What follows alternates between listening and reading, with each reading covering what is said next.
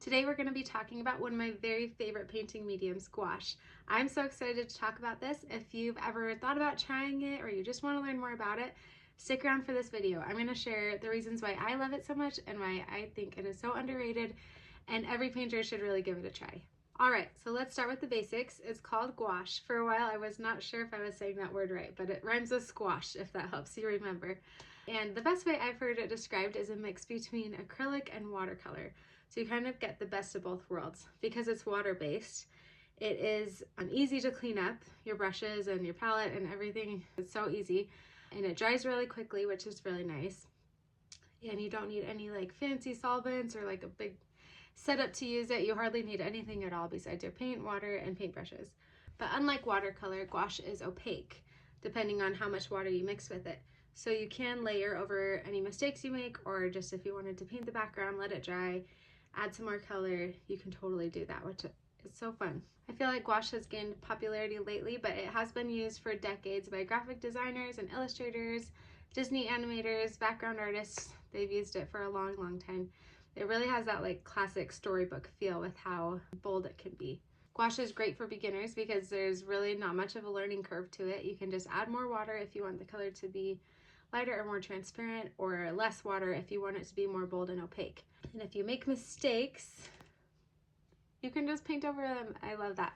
You can re-wet too, so if you're painting something and you want it to move around a little more, just spray some water or wet your paintbrush and it'll keep on moving. Even if it's been dry for days, you can do that, which I love. I am a busy mom of almost 4 kids, 3 and 1 on the way. And I really love gouache because I don't always get like large chunks of time to paint. And so it's really easy for me because I don't have to worry about the cleanup. I can just, get out my paper and paintbrushes, my water, and then this same palette that I just use all the time, like I just leave it how it is and it dries, and then when I'm ready to paint again, I just spray it and it's ready to go. I don't have to clean it off every single time I use it, which I think is so great. So if like my baby suddenly wakes up while I'm in the middle of painting something, I don't have to stress about cleaning all my brushes and putting everything away. I can just leave it where it is and then come back to it the next day and just pick up right where I left off. Gouache can fit whatever style you like to paint in. It can be really bold and bright and colorful, or it can be soft and delicate like watercolor. Another great thing about gouache is that you just don't need very many things when you're starting out with it. Personally, I love using watercolor paper because I love the texture of it, but you can also go ahead and just use mixed media paper for painting with gouache, just something that's not going to buckle under all the water. Also, the brand of gouache you get really does make a difference. So I started with these ones, Sui Gouache. I hope I'm saying that right. I had heard really good things about them. I just bought it on Amazon. I'm not sponsored by them. Maybe one day, but not today. I just really I'm really happy I started with this brand. It was not like a cheap investment for a painting medium that I hadn't tried before, but it made it so much more enjoyable. Since I've gotten more comfortable with gouache, I've also bought like some like Winsor & Newton paints from other stores, and they're good, but not quite as good as these. This set, it is so well loved, and the tubes are so small, but they've lasted me so long because you just add water to them.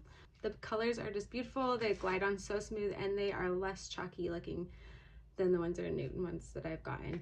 I haven't tried other brands yet. I plan to, but yeah, for now, that's what I have, and I'm super, super happy with it. I would definitely recommend starting with those. I can link that in the description of this video. Again, not sponsored, just super, super happy with the product. As for brushes, mine are all pretty trashed, but I just use these like white synthetic brushes, also from Amazon. They're nothing fancy at all, but they do the job. You can use a plastic palette. This is a ceramic one from Amazon. I can also link this. There's like smaller flower versions. I just think they're cute and pretty, and I like that this one has so many different spots for colors, and what are those called? Wells, I guess. Color spots. I like that one a lot. It's been good. But honestly, you could just use like a paper plate if you wanted to. And then you could use just any cup of water. I think it's helpful to have a spray bottle because I just like to spray down my whole palette when I start painting. And sometimes spray down my paper if I want the colors to spread more. I love, love, love the textures that I can create with gouache. I can make the edges I don't know what you call those watercolor edges. I should know better words for these things, but you know when the edges are a little bit darker when they dry. I love that it can give that watery look, or it can just be so bold and like satiny, if that makes sense. It almost can give like, I don't know, I'll show you my paintings. I'm going to show you a few pieces that I have made with just gouache. Some of these are just practice, just for fun, but just to show you the different textures and colors that you can make with it. This one's a little more watery, so with this one I like sprayed the sky to get that effect. You can also do pretty details with it. I also added colored pencil to this one, you can see. This was really fun. Hydrangea. Can't fit it in the frame.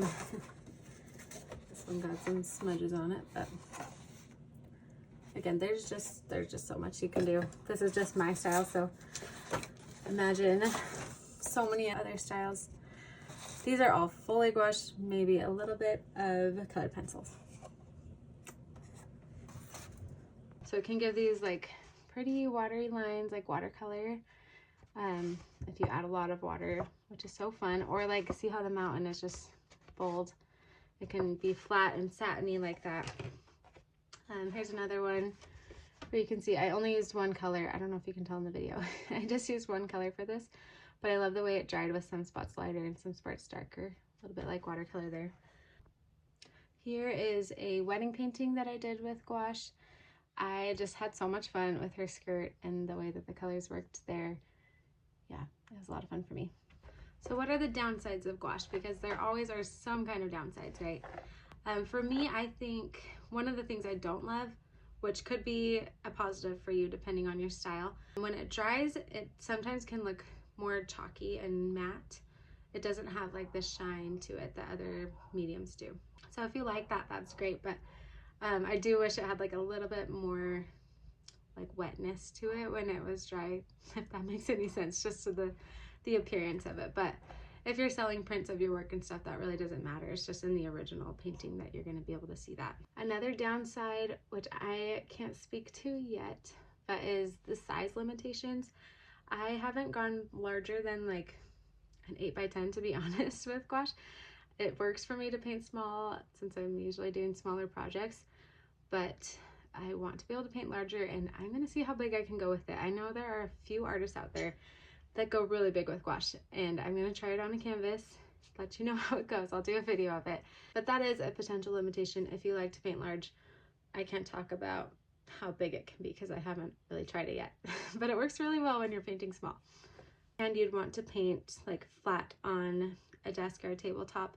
If it's on an easel or upright in any way, it just might get kind of drippy. So I'm gonna try painting on a large canvas on the floor or on my table, and I will make another video of that and let you know how it goes, since I'm very curious to see how big I can go.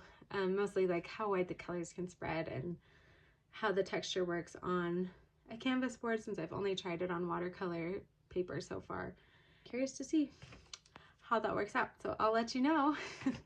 I'll let you know when I try it.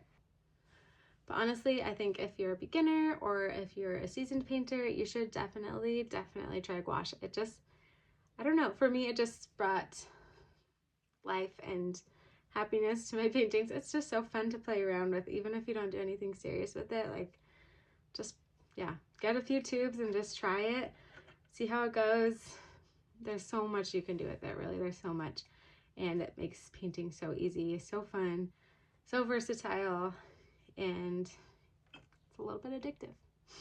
Let me know in the comments if you also love gouache, or if you want to try it and you have more questions that I didn't address here. I hope that this video is helpful for you and that I made you want to go and buy a few tubes of gouache and just get started. Don't think too hard about it. Just use what you have, whatever small things you can buy, and just try it. It makes painting so much fun, and I know you're gonna love it.